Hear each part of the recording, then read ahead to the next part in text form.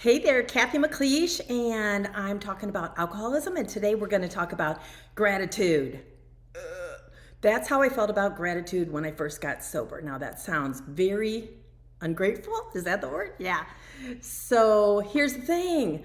I would sit around people talking about gratitude, and it would be like kumbaya gratitude. It would be like, I'm so grateful for the sunrise and the sunset, and I'm so grateful that I can listen to music and enjoy it. And I would be like, man, I got some real problems here. Nobody's talking to me. I can't pay my bills. I want to drink every hour of every day, and I really don't want to talk about gratitude. Now, that didn't last forever. It lasted a lot longer for me than it did for some people, just because I'm kind of a rebel. But it got better quite quickly because there's a lot of things when you go from being in the major problem to being in the solution that kind of awaken you to the fact that there were a lot of things that had to do with my alcohol or my alcoholism that I really didn't see, and they were affecting my life to an extreme, and I thought it was him or her or that or the bank or my school loan or whatever. So in sobriety early on, I was grateful for things like I got through another hour, I got through another day. I had a calendar and I crossed each day off on the calendar. I truly did. I was around people in recovery probably 4 times a week at, gatherings that people would like give me hope that I could do it. And I didn't really think that I could, but then after a while I got a little bit cocky, and I kind of would look at these people and I would think, well, if Frank could do it, I think I could do it. If Macy, if she's got 3 months, I think I could put together another week. I would get kind of like, proud to say that I was actually doing what I'd never been able to do before. And it was probably most necessary for me to realize that I wasn't doing it on my own.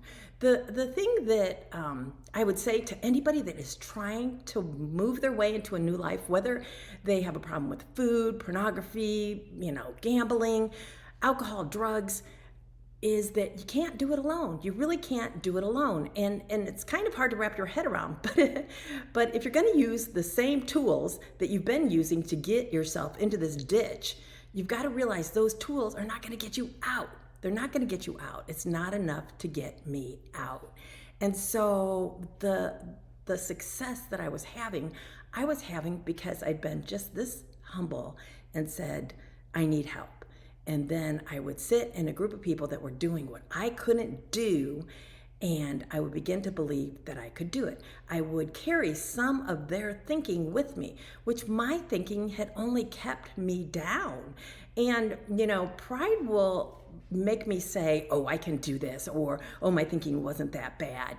And yet I'm the only one that's judging that. Everybody else has kind of stepped away from my crazy. And I'm the only one that's judging how adequate I am for fixing my own problems. So I would get into another room of people and they would talk about how they were doing what I could not do. And I would start to surrender to do these little things. And when I did them, I became aware and grateful, even if I wouldn't want to admit it, for the successes I was having in my life. I wasn't afraid of the phone. I wasn't afraid of the mail. I wasn't afraid to get in my car. I would always be thinking, you're drunk, you can't drive. No, you're not. You're sober. You can actually drive. I would look in the rearview mirror and I would see a cop and I would be like, a cop. And it'd be like, no, you're sober. You don't even have alcohol in your car for once. For how many years you're driving without alcohol in your vehicle?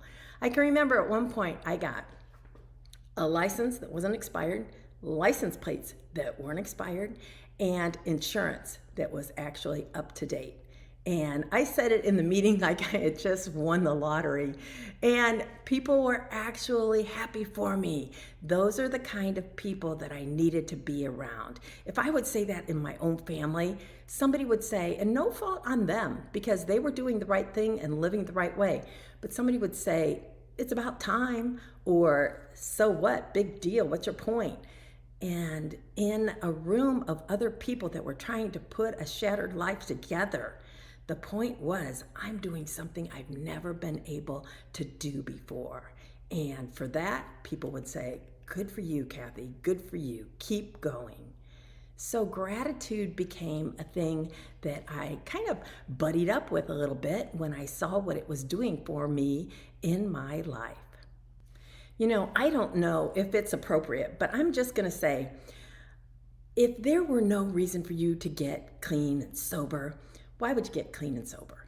And, when we're trying to get clean and sober, materialistic stuff seems like one on the list. If I were to write down a list when I was trying to change my life of what I wanted, materialistic things would be at the top of it. Now, today, that's really not the case. But materialistic things are a byproduct of living a good life.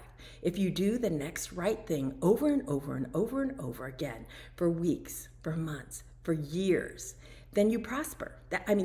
That's just how it works. And so somebody commented, oh, I like your kitchen cabinets. And I thought, you know what? These are the kitchen cabinets in my basement. It's a second kitchen. Now, granted, when I was getting sober, I had moved from a nice house that we lost because of our alcoholism. We lost it totally. It went into foreclosure. And I ended up in, divorced, single mom, moving into a duplex. A lot of shame came with that. I didn't understand until one of my girlfriends said, look at what you are doing on your own without alcohol. You are paying your rent. You have a beautiful duplex in a safe neighborhood. She was puffing it up a little. You are taking care of your daughters. You can hold your head high, and you are doing it the right way. I remember my mentor saying, put some things on the wall. Quit pouting that you're not where you want to be and appreciate where you are. Make your duplex a home. And for me, that was kind of like, I was always like, yeah, but, well, if, why not? They have. And I never was really willing to do the work in front of me to get where other people had gotten, where all of their benefits were, whether that was physically, whether that was mentally, spiritually, as far as their addiction went, 6 months, 2 years. I didn't want to do the work. I just wanted to be there. And that was one of the big gifts of sobriety. When they first told me, you're going to do this one day at a time, I thought, you think I'm an idiot? I know you mean one day at a time for effing ever. And I don't like that idea. One day at a time for effing ever. Now today, I love the one day at a time idea because I can do anything 1 minute at a time, 1 hour at a time, one day at a time. And then those days pile up and I become a success where I was previously not able to do whatever that goal is. So my gratitude really started to, take root, whether I wanted to call it the G word or not. It started to take root because my life was starting to blossom in recovery. And so, 37 years later, I have materialistic security. I have financial security. I have, moved from a duplex to a home, to another home. And I have a home where this time of year, I can have people come to my home, want to be in my home, and I am proud to have them in my home. I tell the story of like when we were drinking, my ex-husband and I, it's like, here's what you do with a drinking family. You invite them because that's the proper thing to do. They're a member of your family. You invite them to, let's say, Thanksgiving. But you can't count on them. You don't know if they're going to show up. You don't know how they're going to show up. You don't know when they're going to show up. So you give them the bread and the rolls. So for how many years, unbeknownst to me, I'm not getting it.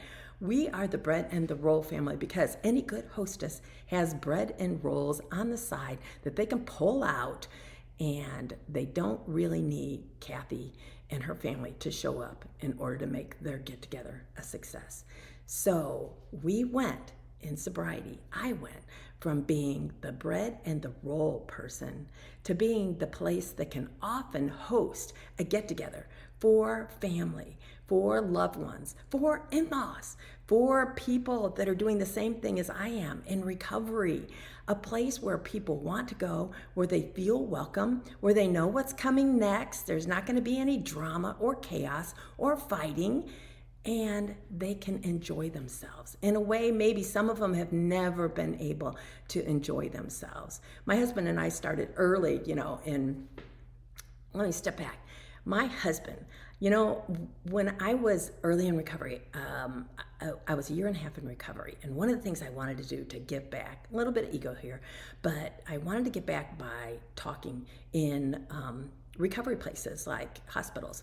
And you were allowed to do that if you had 18 months sobriety. They figured you might have a message by that time. So anyways, my first time of speaking in a treatment center is where I met my husband. So that's another video. But anyways, I wanted to throw that in. My husband and I, 7 years after dating alcoholically, in recovery, not drinking, but just with that alcoholic mindset of, crazy still. After 7 years, we married.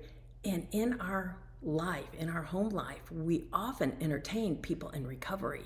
And what a gift, quite early on, to be able to be a place where two recovering people could host recovering people. And maybe they were a week sober. Maybe you just met them and you knew they were still, at a recovery home of some sort. And they could come and feel like they were a part of something, especially through the holidays, because the holidays are difficult. And I am so grateful for the people that wrapped me up warm through the holidays when I was first sober, because the holidays, they kind of target every tough spot in your life. They make you look at where you are or aren't financially. They make you look at your relationships, especially with close family members.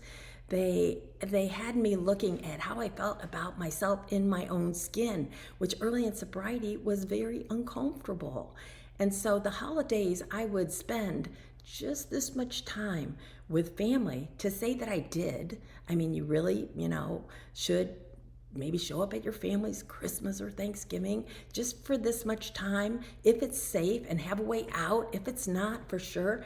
And then I would spend another hunk of time with people that were doing the holidays like I was. Newly sober, or sober and still mending relationships, or sober with relationships, giving back to people like me that were newly sober with no relationships. And I can remember it was my second Thanksgiving. I got sober in March. My first Thanksgiving, blur. My ex was still drinking. He is my husband at the time. Alcoholic, home, hanging on by a thread at Thanksgiving and Christmas, just moving through those holidays, with a lot of nerves. And by the second Thanksgiving, we were separated and getting divorced. I had my two little girls, and I cooked a turkey and took it to a recovery home to have people to be around. I honestly can say I think that was the first turkey I'd ever cooked in my life. I would have been 28 years old. That's what alcohol did for me. I can remember hosting my in-laws in my full-blown alcoholism and pulling out a turkey roll, and my sister-in-law looking at me like, "Are you freaking kidding?" And me being proud that I had made this turkey roll while I was drunk. But that was another time and another place. And today, the gratitude that I have for being where I'm at, the financial part is just icing on the cake.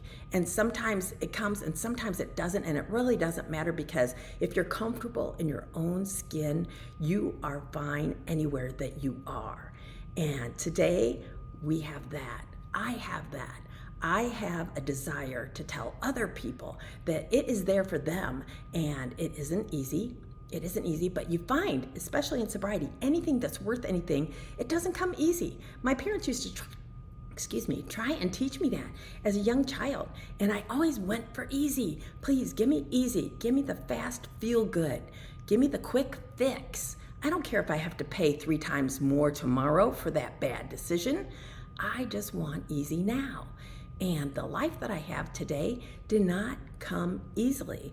It came, let me say this, because there's a lot of hope in this. And you know what hope is? Hope is getting in the solution. So the first days that you're sober, you have this extreme amount of hope because you're not in the problem anymore. So there's the first goodie to remember, that it doesn't take long to feel really good because you're no longer in the problem. It's the same if you're giving up sugar, if you're giving up gambling. It's like once we're in the solution, there is hope. And so this hope gets bigger and bigger and bigger. And so the days are hard, but you put a week behind you and you're like, when was the last time I had a week sober? You put a month behind you and you're like, oh my God, this is bigger than me, because I've never had a month sober from the time I picked up alcohol. You get 60 days, and where you think you're going to be all puffed up at 60 days, you are humbly crying, because 60 days is nothing short of a miracle for an alcoholic. And so the hope just grows. The hard is hard, but my husband has a saying, and I've grown to love it. It kind of pissed me off at the beginning, but I've grown to love it. And the saying is, choose your hard. There's always going to be hard. It is so hard to be a practicing alcoholic, an addict. Where am I going to get it? How am I going to get it? How am I going to pay for it? Who am I going to have to lie to get passed, to get the job done? It goes on, and it's ugly and uglier. And then you get on the other side, and it is hard, but as you do the hard, life gets easier and easier and easier. And these blown up problems that were just suffocating me to death are starting to be fixed one by one, slowly, one by one, until my pile has gone from like this to like this, and my support system has gone from like this to like this, and people want to be around me.